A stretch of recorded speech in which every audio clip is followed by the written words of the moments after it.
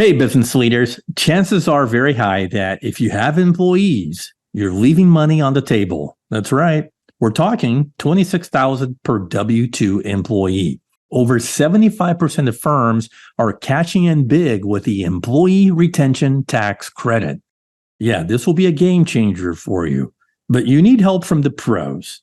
By going through your ERTC solution, their CPAs will chase down every cent for you. No machine guessing, just real expertise.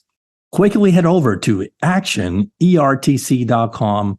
A few clicks and you're all set. That's actionertc.com. Don't leave money on the table. Head on over to actionertc.com. The future of work isn't about shareholder value, technology, metrics, or automation. It's about being human and putting people first through actionable love. Welcome to the Love in Action podcast, where we hold deep conversations with extraordinary people to help you grow as a leader and expand your business.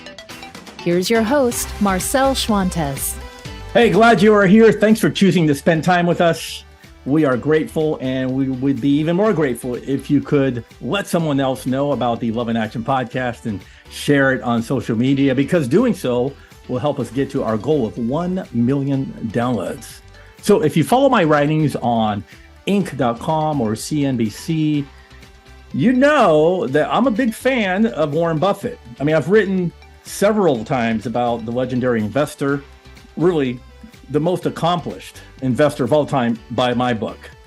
So the CEO and chair of Berkshire Hathaway has earned admiration for not only his financial feats, but also the philosophy behind them. You know, if you're a Buffett fan yourself, you're going to enjoy this episode. And if you know somebody that is a Warren Buffett fan, please make sure that you share this episode with that person. Because today, we're going to get as close as we can to Warren Buffett, the man himself. Believe me, I've tried reaching out to his camp to get an interview with them, but that's just not going to happen, I don't think, in my lifetime. He's a busy guy. He rarely does interviews. So today, I'm bringing in a family friend of Warren's, someone that knows him personally and can speak about him directly through his own observations. Todd Finkle will join us shortly. Dr. Finkle wrote a book recently simply titled Warren Buffett, Investor and Entrepreneur.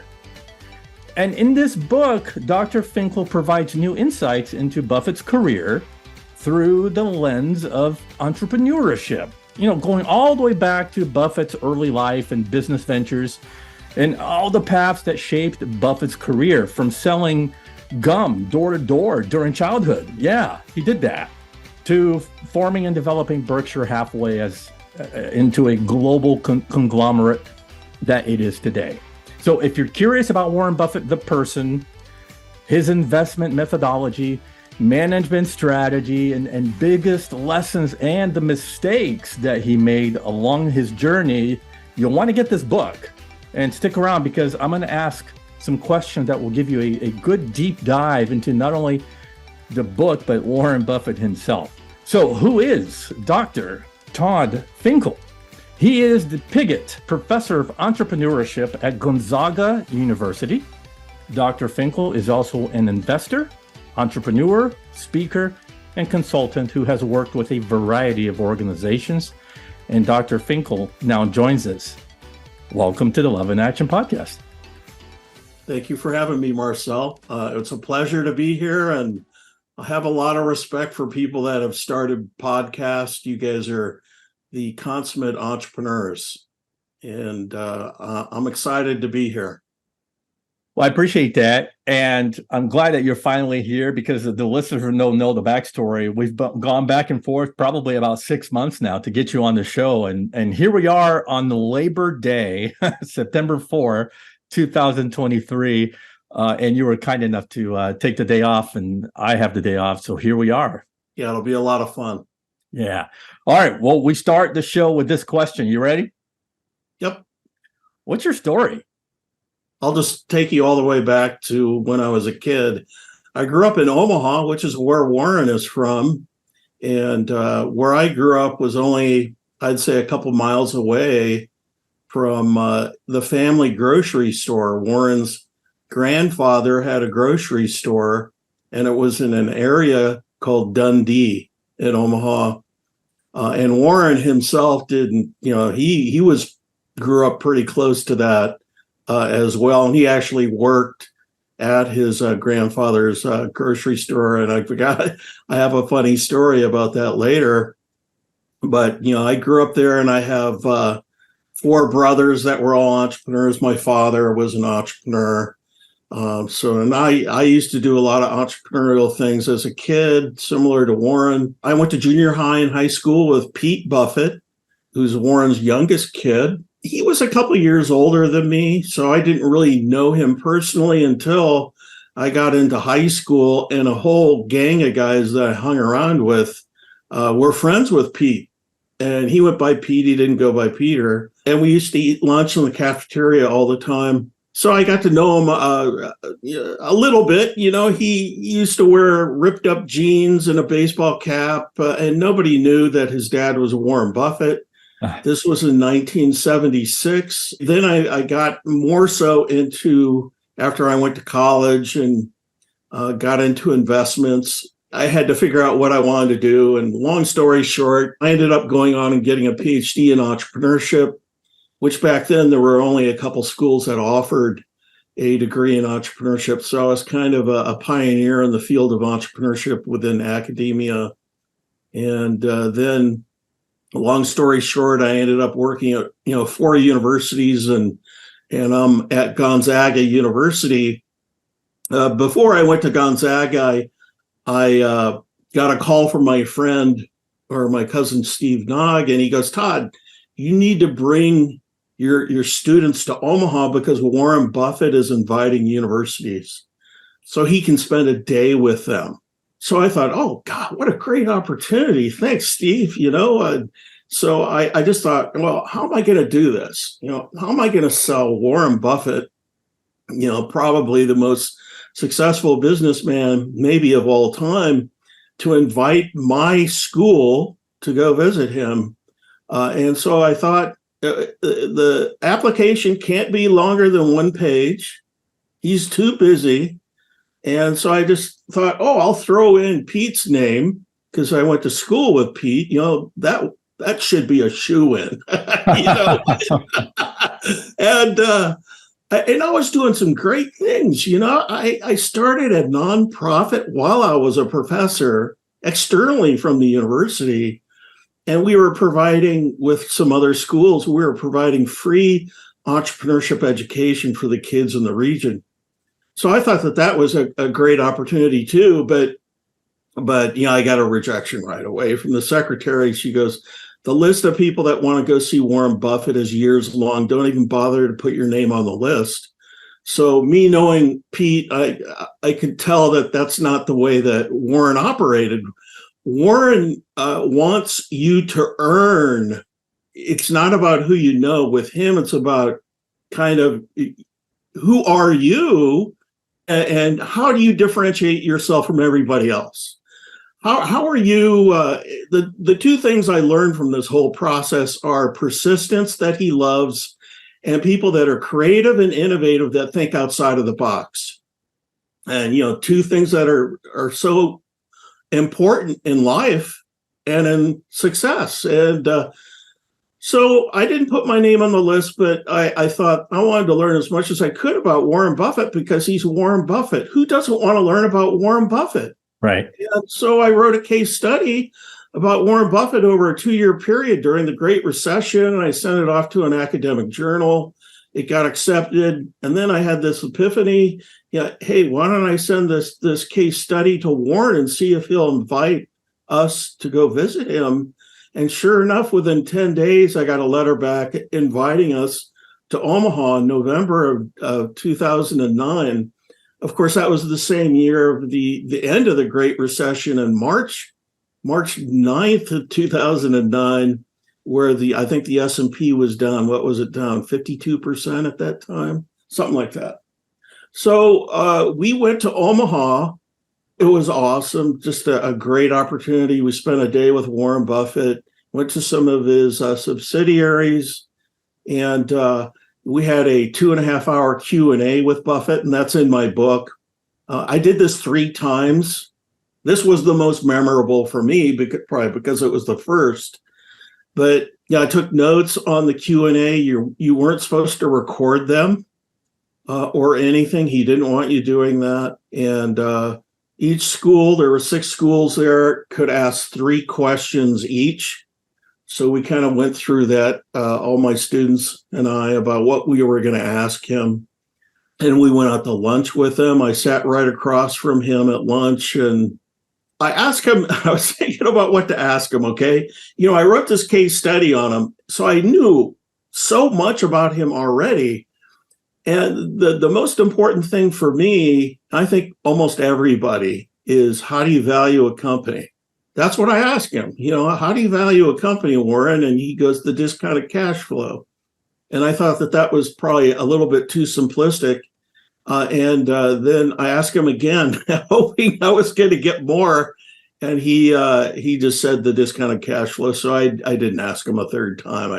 I knew that he wasn't going to go any further than that. But we all know that it's much more than that. Yeah. And since then, that was kind of the initiation for me writing the book is, okay, what's his secret sauce? What's he doing to become so successful? And that was one of the initiations for writing the book, and the first, it took me 14 years to write this book, by the way.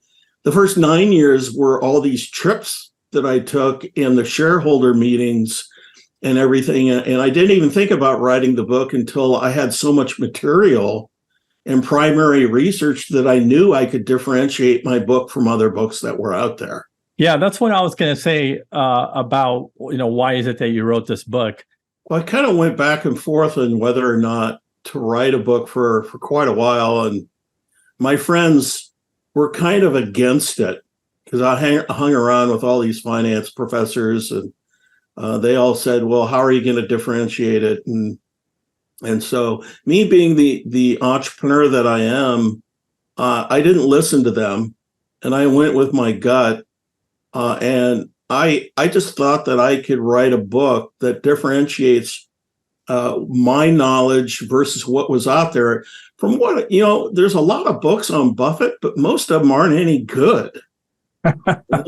Like a book on his quotes, I could go on Google and get that. Right. So there are some really good books that are out there, but I just didn't feel like there were a ton of really good quality books. And really the last biography that I read was in 2008. And my book is more like a biography of Buffett, but also it goes into his investment methodology with 3 chapters, and a chapter on behavioral biases, and a chapter on the investment mistakes that he's made. And then I apply the behavioral biases that Buffett used or happened to participate in. Right. And he did the mistakes so we can all learn from that. Yeah, I want to really get into those biases. That's so intriguing to me, and sticking with the conversation around the behaviors and the values and the biases, because anybody can just go and read about his investment strategies anywhere. A Google search will land you in the right places. But I'm so intrigued by what Warren Buffett was able to see through his own eyes, right? And especially in his early life. Let's talk maybe a little bit about his earliest success. I mentioned in my introduction, as a kid, he was selling bubblegum, but what would you say was his earliest success in life? The biggest surprise to me in writing the book was that he came from a really tough background. Most people think, oh, he's just a rich guy. Right. But really he grew up in the Depression, and his father lost his job and the family lost all their money. His mother was having mental health issues and took a lot of abuse out on the kids, including Warren, and telling him he was worthless. And not that long after that, when he was around 4 years old, he started to become an entrepreneur, and he was selling lemonade on his neighbor's driveway. And then he got into selling gum door to door and coke door to door. He was doing so many entrepreneurial things throughout his youth that he made $76,000 by the time he graduated. My favorite one, by the way, is the pinball machine. He started to put pinball machines in barbershops and split the money 50-50 with the owners. That's great. And I kind of have a sentimental heart for that, because I used to drive up in the Benson area, which is in Omaha, and go ride my bike up there and play pinball in the barbershop. Yeah. And he read every book in the Omaha Public Library on the stock market by the time he was 10. And when he was 10, there was a quote by him that said, "I don't want to work for anybody. I want to be my own boss." And he understood that money was the way he was going to be able to do that. Right. So at age 10, he knew he wanted to be an entrepreneur. And, at age 10, I had no clue what the word entrepreneur meant. But Warren knew that he wanted to be an entrepreneur. That's great. It's great. Well, so let's flash forward a little bit to, his adult life now. I can't stress enough the importance of having mentors in your life. Everyone should surround themselves with mentors and advisors to guide you along, right? And two of Buffett's major mentors were Benjamin Graham and Phil Fisher. Talk a little bit about their influence on Buffett and really how they impacted his life. Probably the biggest influence on Warren was his father, Howard Buffett, and his wife, Susie, as far as being able to, how would he put it? He would put it emotionally, she made up for what he didn't have, because he was on a different level than all of us, communication, social skills, things like that. And Benjamin Graham, of course, was his introduction into investments, into value investments. And he learned from him. He was the only A+ student that Benjamin Graham ever gave an A+ to. And then he went ahead and tried to get a job with Benjamin Graham on Wall Street and to learn about, hedging and things of that nature. Benjamin Graham didn't hire him. He went back home and worked for his dad's financial firm, his brokerage firm. He did that for 5 years, but he kept in touch with Benjamin Graham, and he eventually got hired on Wall Street, and he worked there for a couple of years, and he became a millionaire. And he was going to quit altogether. He moved back to Omaha. He was going to take some college classes, and his family said, "No, you're not. You're going to manage our money," because they knew how smart he was. And he ended up starting this, being an entrepreneur, an investment partnership. And he did that for, I think, 13 years, and his average rate of return was 36%. And in that period of time, he met Charlie Munger, who introduced him to Phil Fisher's methodology of investing in quality companies over the long term. And don't just look at the balance sheet or the financials like Graham used to do, but looking at the totality of a company, like the management team and the sales team and the research and development. And he was just a brilliant man. And so Buffett used to say he was 85% Graham and 15% Fisher, but I think it's much more so.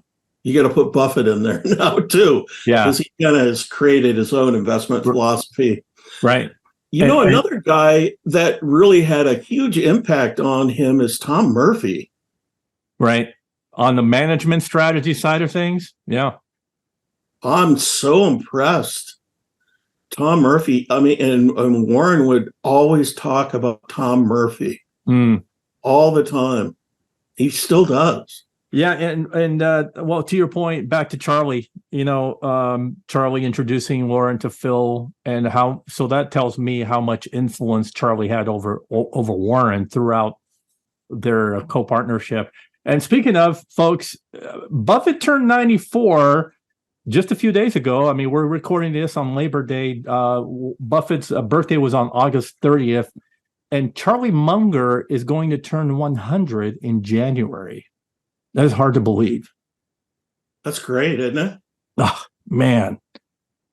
Yeah, so I think it's fantastic. Oh, I love it. Yeah. And I mean, to keep their minds so sharp, and I'm sure it has to do with that. They keep themselves busy. They are consummate readers. Take on so much information, and cognitively speaking, the brain stays active that way. When they spent the majority of their days reading and learning and acquiring information. So I can see why they're still active and sharp even at that age. And eating See's candy. Yeah, and of course, Dairy Queen ice cream, right? When I wrote I did everything different with it when I wrote the book. I didn't want anybody to give me any deadlines. So I wrote the book on my own time, and then I sent the rough draft to Warren and Charlie along to get their approval. And I sent a big box of the See's candy, the whatever. But yeah, so I'll think of it. So that was probably the clincher right there. Yeah, as soon as they saw that, definitely. Oh, this is going to be a great book. Oh, wow. So, Buffett has an endless array of life advice and tips on great living, not just his investment strategy. And a lot of my Inc. articles kind of touch on that side of Warren Buffett. So I want to ask you to expand on something Buffett said and what he meant. He's alluded to having as much fun now in his 90s. And maybe he said this earlier than 90s. I don't know exactly when the quote was, but he said that he's having as much fun now as when he had $10,000. So this is from someone that's worth $106 billion today. So what did he mean by that? I think he just means do what you love. And my interpretation is a little bit different than his, but you can do what you love, but you have to be able to pay your bills. Yeah. So there's a stipulation there that he doesn't say, but and I can relate to that because there was a point in my life where I wanted to work in the financial markets, and they were going to pay me $7 an hour. That's what I wanted to do, but I couldn't afford it. Yeah. So he doesn't really say that. But for the common person, you've got to keep that in mind. Not everybody can do what they want to do if they can't afford it. Yeah. They have responsibilities.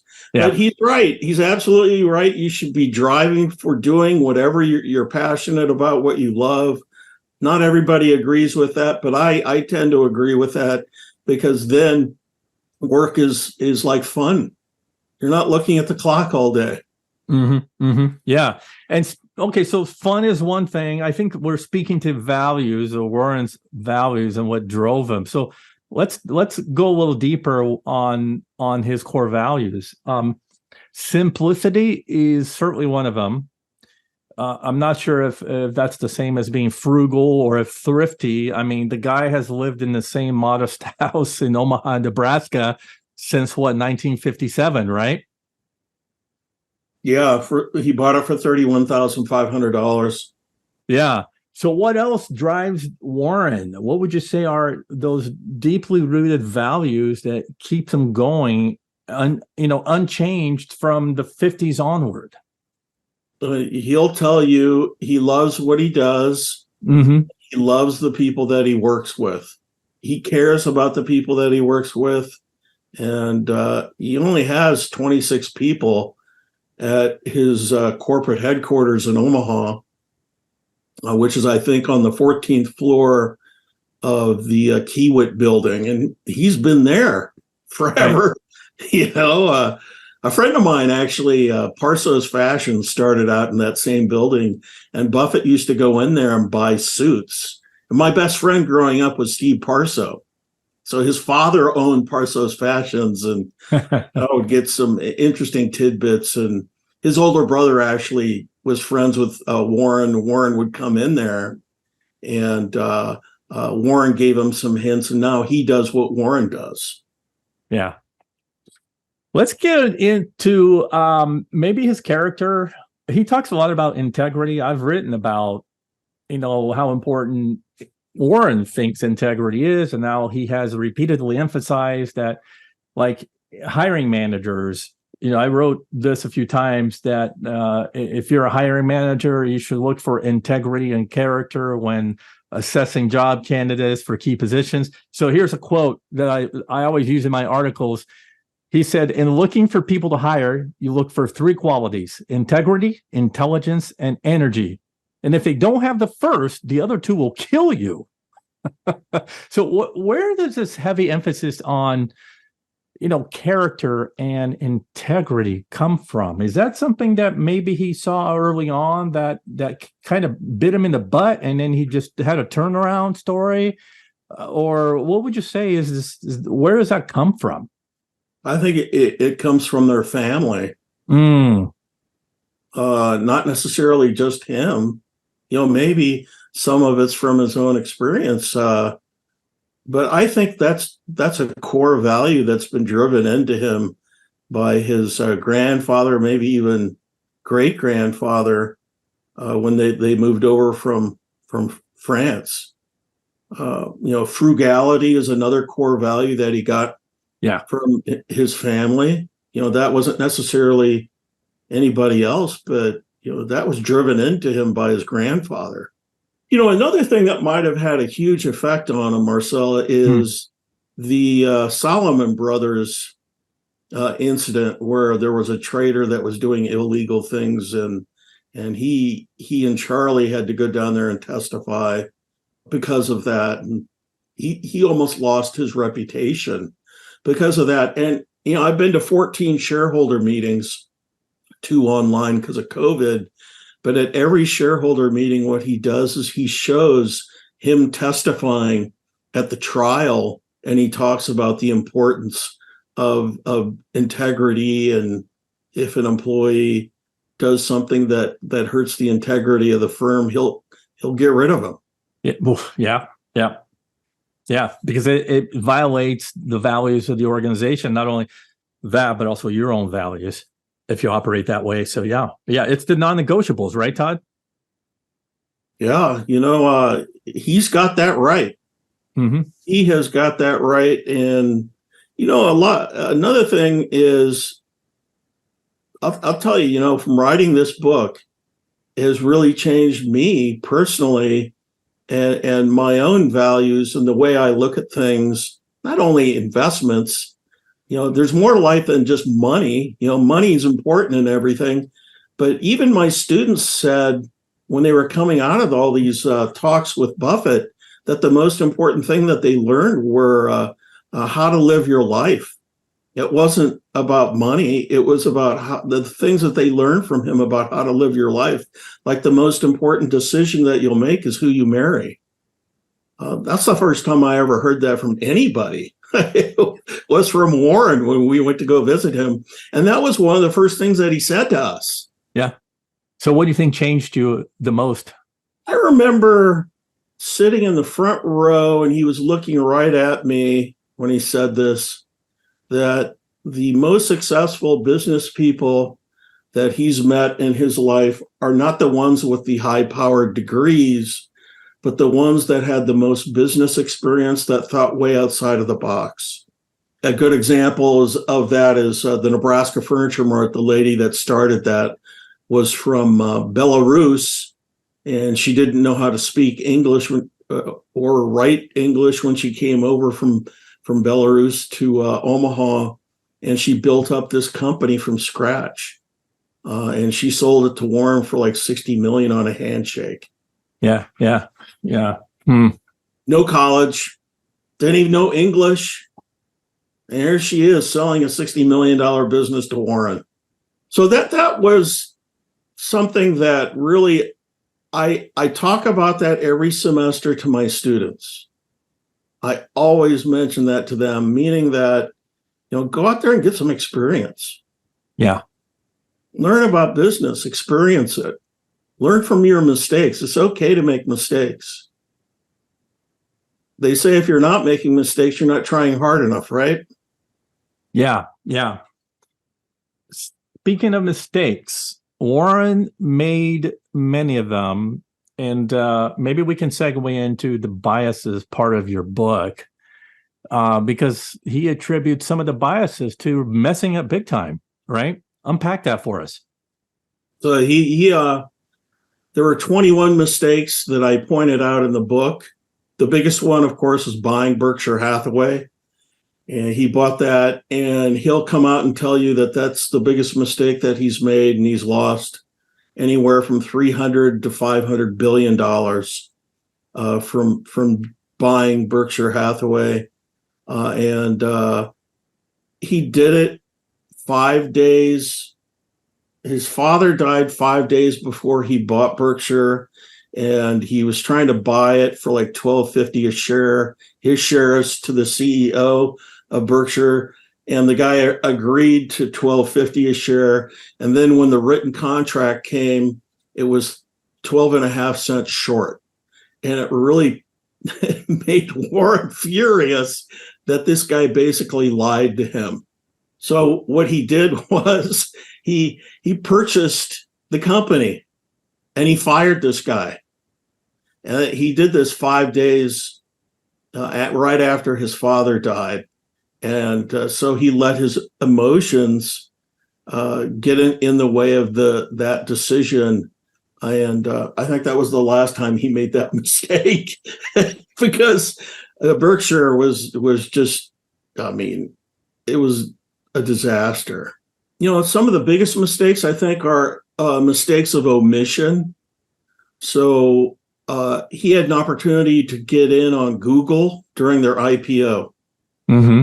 They actually made a presentation to Warren, and he passed on it. I remember I made a presentation at the University of Iowa, and I was talking about how much Warren Buffett loved Amazon, and he thought Jeff Bezos was the best manager in the world, and he's going, and he still thinks that, I think, and but he didn't own any Amazon, which made absolutely no sense to me at all.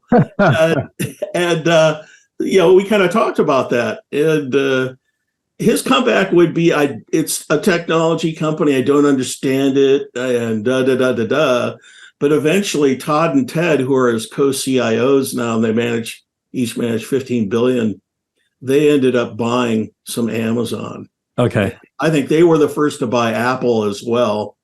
And then Warren started to get into Apple. And I have a whole chapter in the book on the valuation of Apple and the history of his purchases of Apple. And it's really interesting. To me, that was one of the most important things that I learned from writing the book, was that one sentence. So I've done enough research on Warren for my own writings. So I think I know the answer to this question, but I want to hear it in your own words, okay? How do you think Warren defines happiness? Well, Warren will tell you how many people that love him. He won't say, how many houses he has or the kind of car he has. And I wrote him a birthday card. I try to do it every year. And I sent it to his house 10 days before his birthday, before he got 100 million birthday cards. So I knew he'd read my birthday card. And I knew that what would really get him excited and happy, internally happy, was to let him know how big of an effect that he has had, a positive effect on my life, how he has impacted my life for the better. Yeah, I agree, and that's what I thought you were going to say, and that affirmed all of the writings that I've written about Warren, talking about happiness. It comes down to love. love for others and service to others, being generous toward others, it comes back tenfold. And if when it's all said and done, when you're about to hang it up, if you don't have people acknowledging you for all of those things, then that's to Warren's point. You want at the end of the road for people to know that you left a legacy where people loved you and expressed love for you for what you have done in your life or in their lives. Yeah, that's so true. I went through different stages in my life where I thought, money was the answer. And I realized it wasn't. That was at 23. And then when I got into teaching, I got this feeling that, oh my God, I think I found what I wanted to do because I'm helping people. And that really gave me a feeling internally of satisfaction. I'm not really sure the right word, but internally happy about helping others. And it was nothing that I got materialistically from having a new car or a big house or whatever. It was, I think that's, one of the keys to success in being happy is helping others. It has played a huge role in my entire life, is helping others. In your talks, going to visit him, we see the public persona. That's the part that I write about. I read his quotes, but you got to speak to the man in person. Was there any surprises that you were not aware of that we may be surprised by? Wow, this is something I did not know about Warren. It's not even as much so as what he said, as what his reactions were when I met him. You could tell what he was trying to read you, and he's looking at you, and he's trying to size you up. He hasn't said anything yet. He's just looking at you, and from what I read, and what he's doing is he's trying to determine whether or not he can trust you. And that initial moment of meeting him, and I could tell he was kind of doing that with me. Yeah. So, but I already kind of knew him even before I met him because of my writing stuff to him and his secretary, and it's tough to get directly through him because he's got a secretary that he doesn't even have a computer. So I mean, and I think he still has a flip-flop phone. So it's not so easy to get through to him. But I have gotten through to him through his secretary. But meeting him in person and being out to lunch with him 3 times, I would say that's the big thing is that you don't necessarily know what's going on inside his head, but he was definitely trying to size me up when I met him. Yeah. So I didn't really have that much to ask him when I talked to him because I already did all that research on him. So what was it like? What was it like sitting in one of his shareholder meetings? Because I mean, these are like rock concerts. Yeah, they're kind of a combination of a rock concert and a carnival, and because in the hall they've got all kinds of crap going on, right? And a cult. Those 3 things. I think it's a combination because you got all these people there because of Warren. They're there because of him, right? And Charlie. But yeah, it's great. It's awesome. The people that go there are the best part. I used to go there. I don't do this anymore, but I was going there for a while with some students, and we basically stay up all night and wait in line. And one of our board of trustees flew us out, me and 6 students, and we were going to the meetings. And we'd wait all night long. We were usually 6 or 7 people back, and we'd sprint. I would sprint to get the best seat possible. We were always right behind the board of directors. And so it was just a blast. It's still fun to go to those. It's not like it used to be, because Warren's gotten older, and he does a lot of hesitating when he talks, like things of that nature. But he's still just a brilliant guy, him and Charlie, they're still, it's just wonderful. But the people that go there are also just so smart, and they're from all over the world. And, this year I had 3 presentations at the meeting on my book. And one of them were a bunch of Chinese people that came over.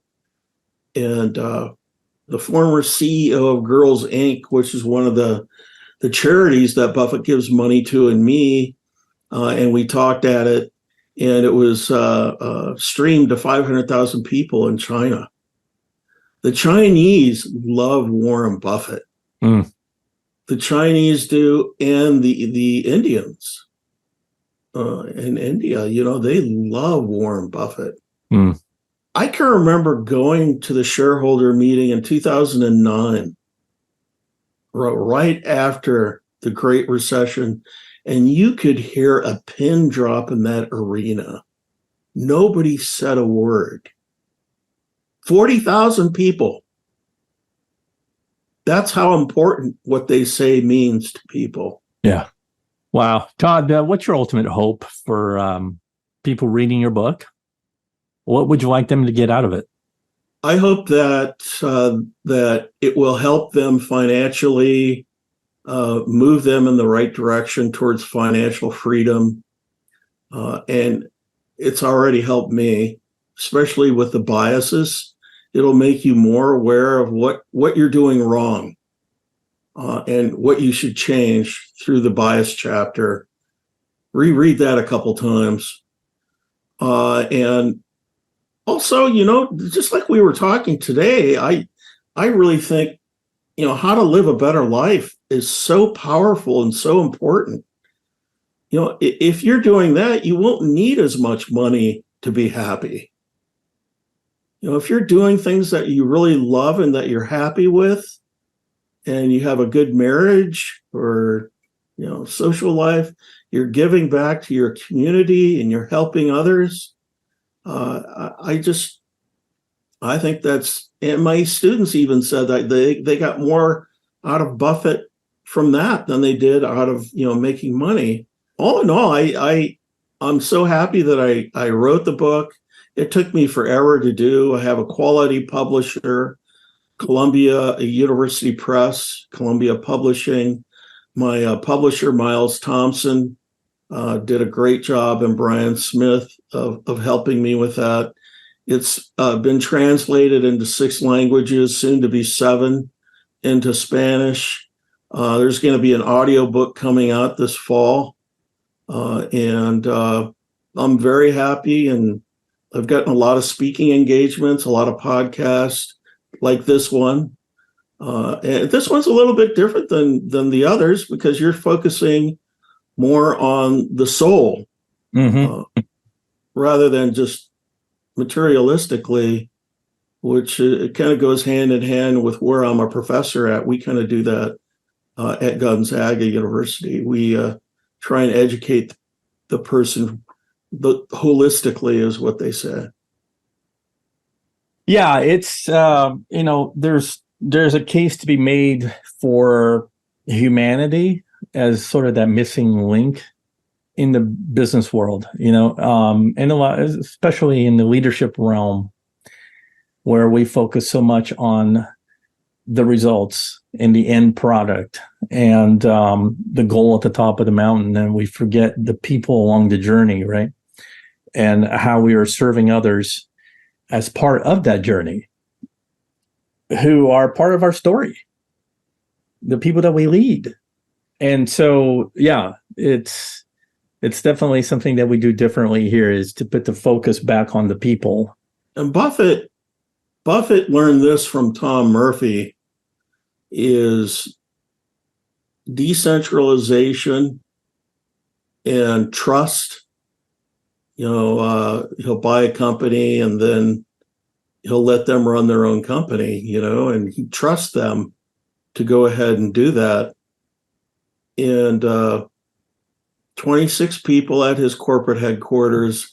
He's got 62 separate private companies that he owns, in addition to like 375 billion in stock that he owns. And he's got 360,000 employees. And he's got 26 people and one secretary. I just find that fascinating, how he's able to do that. And a lot of this just comes down to Tom Murphy. He learned it from Tom Murphy, who was the former CEO at Capital Cities ABC. Right. And he was on Buffett's board of directors. And he just passed away, unfortunately. Well, Todd, we wind down here and we bring it home with two questions, as we do with every guest.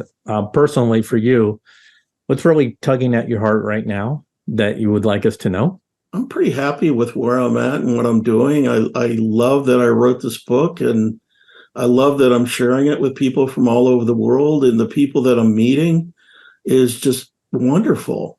One of the things that I learned from writing the book are all these wonderful people that I'm meeting and making new friendships. One of the byproducts of writing the book, and I feel so fortunate to have gotten to that point at this stage of my life. That's great. Todd, finally, you close us out with that one thing. What's that one key takeaway that you'd like to leave us with? I want to say, do what you love, like what Warren says. And if you're an entrepreneur, take care of your employees and care about your employees, and you'll do a much better job, have a much better company. Just caring for other people, and not being so self-absorbed with yourself and what you're doing, but being involved with your community and helping others. And I think good things will happen to you, even if you're running a company or you're just doing your own thing or working as a professor at a university or whatever the case may be. That's about it. Good parting words. So if people want to connect with you, where can they go? I've got a LinkedIn page, and I've got a Twitter X account, and I've got a personal web page, toddfinkle.com. I've got a university website. If you go to Gonzaga University and there's under the school business, just hit my name and I'll come up there. Todd, it's been fun. It's been great talking to you. Thanks so much for your wisdom on everything Buffett. Thank you for having me on, Marcel. It was wonderful. Yeah. So you can keep the conversation going on social media with hashtag Love in Action Podcast, and look for my show notes on my website, as well as a YouTube link to this very episode. And you can find all of that, including Todd's contact information, at marcelschwantes.com. Finally, if you're interested in sponsoring an episode of the show, let's chat. You can reach me on my website or find me on LinkedIn. Thank you for listening to the Love in Action podcast. If you enjoyed today's episode, please share it, subscribe, and leave us a review. Until next time, don't forget, the future of leadership is love in action. Believe it, practice it, and watch your business grow.